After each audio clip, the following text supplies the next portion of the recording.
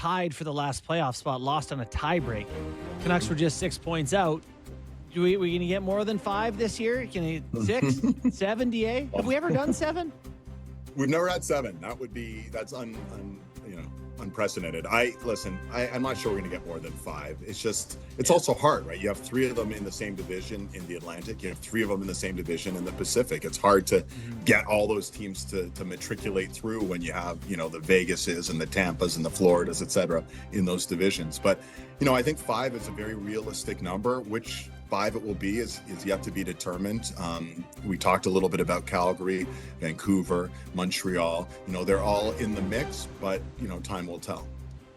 David, let's just go a little south of the border here and just talk about a few storylines that you're looking forward to. We watched Chicago play Florida, the Stanley Cup champions, and seemed like a pretty close game. I thought Spencer Knight looked good.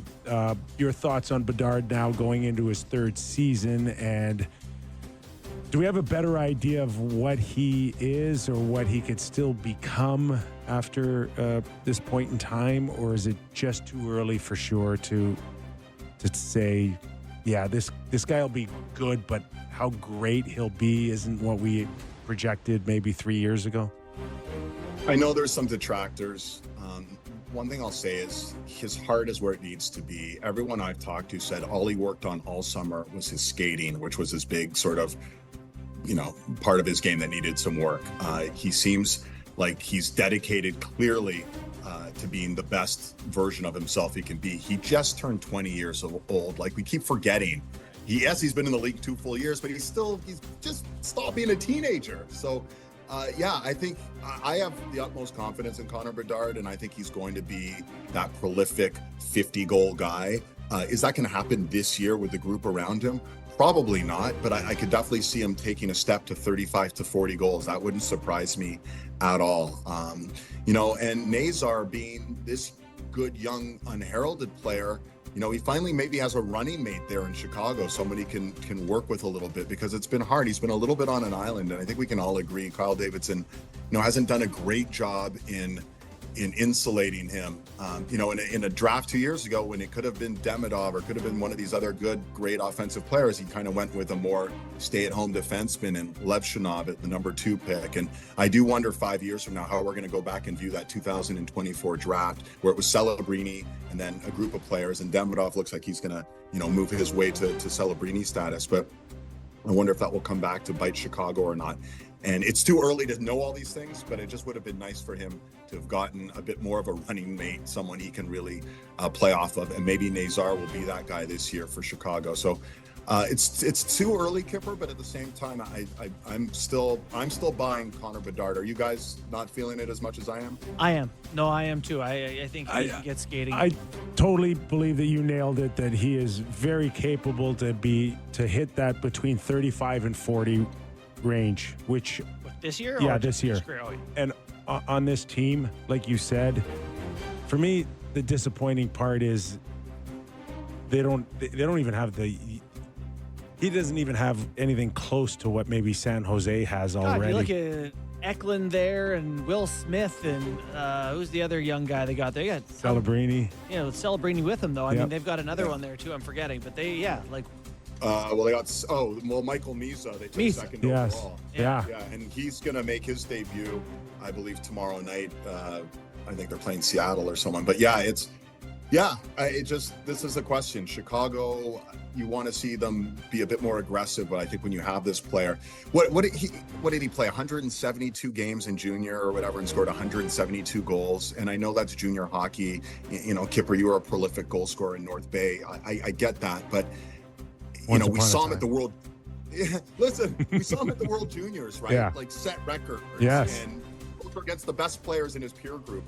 I'm not giving up on Connor Bedard at all, and I think anyone who is prematurely doing that. They got to get him some guys who can think the game the way he thinks the game. He's still a one-shot scorer. There's not many one-shot scorers there. Guys who don't need to be given a ton of time and space. They just need the puck on their stick in a spot they're comfortable in, and boom, it's in the net. He's one of those guys.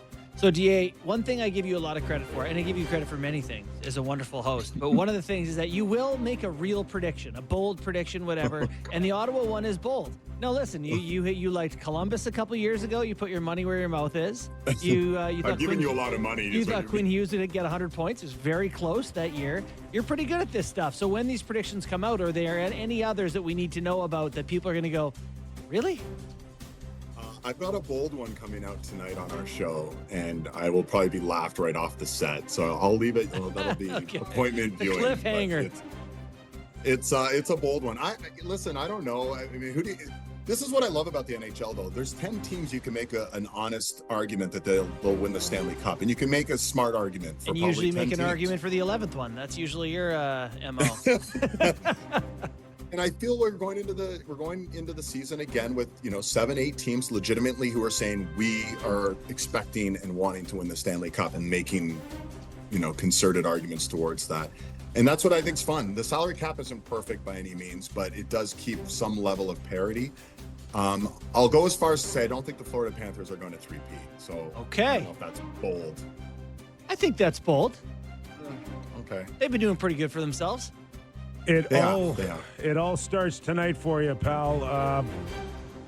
Toronto Maple Leafs and Montreal lead the way here. What time is the pregame, and who's on the panel with you this year? So it's 6:30 tonight is our pregame, setting up Toronto, Montreal, and then Edmonton, Calgary. It's going to be tonight, Elliott, Colby Armstrong, Luke Gastick.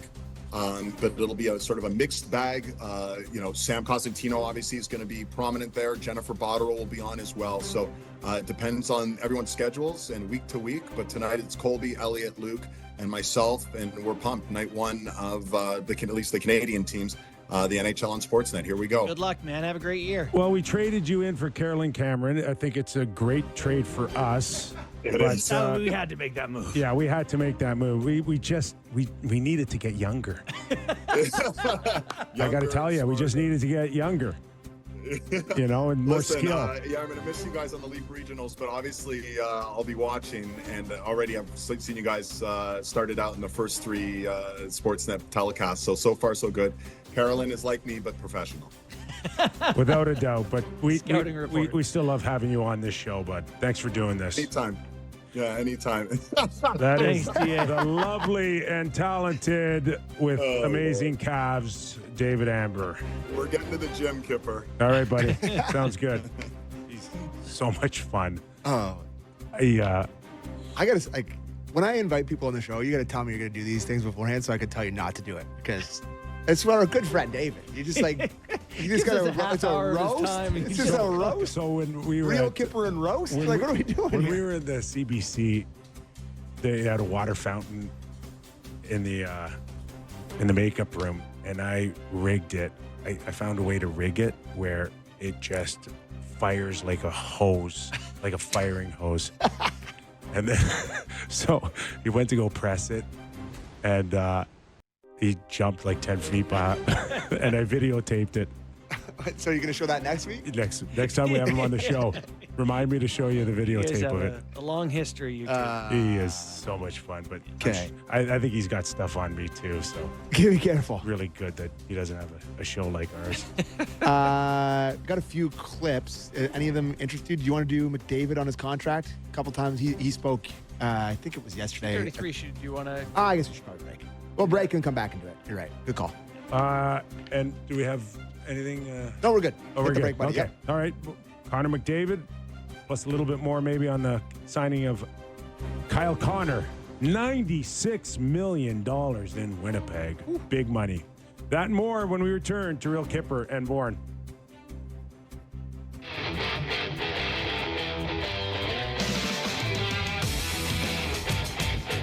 A reminder that this hour of Real Kipper and Bourne brought to you by Bet365. Nick Kypreos, Justin Bourne, Sammy McKee in for our full first 2 hours of the season. Correct. I was listening to some of Connor McDavid's scrum today from yesterday about his signing his contract, and I found a couple of the clips somewhat interesting from it. So there's 2 that I cut. The The first one he was asked, just I think his general feelings about the contract. If we want to play clip 1, please, Derek. I guess it's a unique situation. Just, we weren't going to sign a long-term deal, so, 2 years at that number makes a lot of sense. Gives us a chance, as I said, to extend our window here in Edmonton. Lenny's not going to go hungry with that money, so we'll be fine. So it's about winning, and that's always what I've preached. And so I think this deal gives both sides what they're looking for. Okay. I didn't like his last line. Okay. Both sides what they're looking for. That's not what the Oilers were looking for. They were looking for 8 times max. They want him to be an Oiler for life. Yeah. You think they'd have gone 8 years times whatever number he would have said? Whatever. Yeah. Whatever. We'll worry about it later. And the second clip was basically what changed, what we've been asking about and what we've been talking. And this is really fascinating. So clip 2, please, Derek. Well, I think obviously not wanting to be a distraction plays a factor. It's a lot for guys to have to come in here and answer questions for other guys. The coach to get asked about it, the GM to get asked about it every day. So nice to get it out of the way. No one's got to talk about it anymore. That obviously plays a factor, and then obviously just myself not wanting to answer the question and giving the Oilers some clarity on what's going to go down. Okay, I don't think Oiler fans should take very big victory laps in this contract extension. No, totally correct. Because they are. And, my mentions, clearly, I've been talking about this a long time, and my mentions have taken a beating, and people are reaching out to me and be like, ha, ha, ha. No, there's no ha, ha, ha. Oh, there's ha, ha, ha. I'm telling you, from the fans, there's ha, ha, ha. They can't. Ha, ha, ha is the mere fact that he signed and everybody thought he was not going to sign or go to Toronto or go to New York or whatever. And that's the victory lap.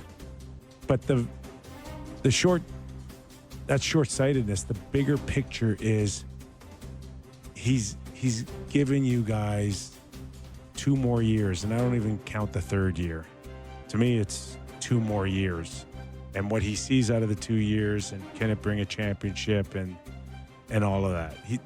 And Mark Spector wrote, I think, on sportsnet.ca, basically what we said all week. They're on the clock. They're on the clock. This is a message to the management group that I don't envision being here 4 years from now, and I'm not ending my career here unless you guys step up and we all step up together and win a championship. But what if they win in the second year? Well, that's it. I think it's great for a superstar who prioritizes winning a cup to operate this way. I think he looks around the league and says, where do I have the best chance to win a cup? And he's on one of the 2 or 3 best teams. So he says... And there's no definitive answer to that. Right. And so he's on one of the few teams that has a chance. So he says, I want to be here.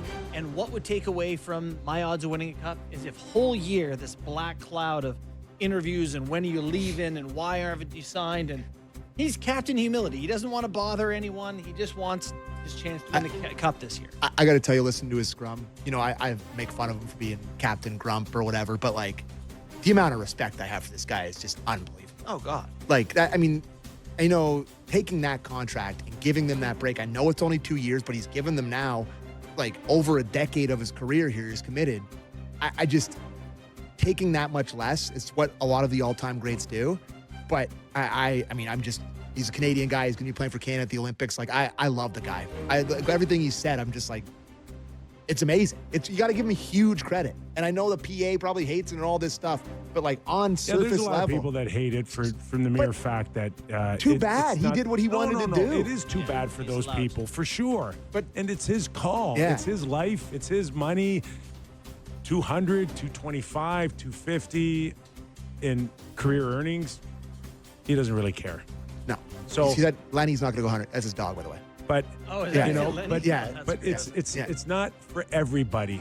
Totally. It's not for everybody. And there's a lot of people that I've talked to that said it's not good. It's not good for our league to have the best player in the world not taking what is what he's due and what is rightfully his. I understand they're upset, but like it doesn't matter because he does. Of course, He it did. doesn't He did matter. it. But I also disagree with that. It's like everyone, when you sign a contract, including us at our jobs and other people at their jobs, you prioritize what's important to you. Yeah. And he got what he wanted out of the deal, Yeah. which was the freedom to move if So they don't win. It's unique, right? It's unique. It's not a domino effect. It shouldn't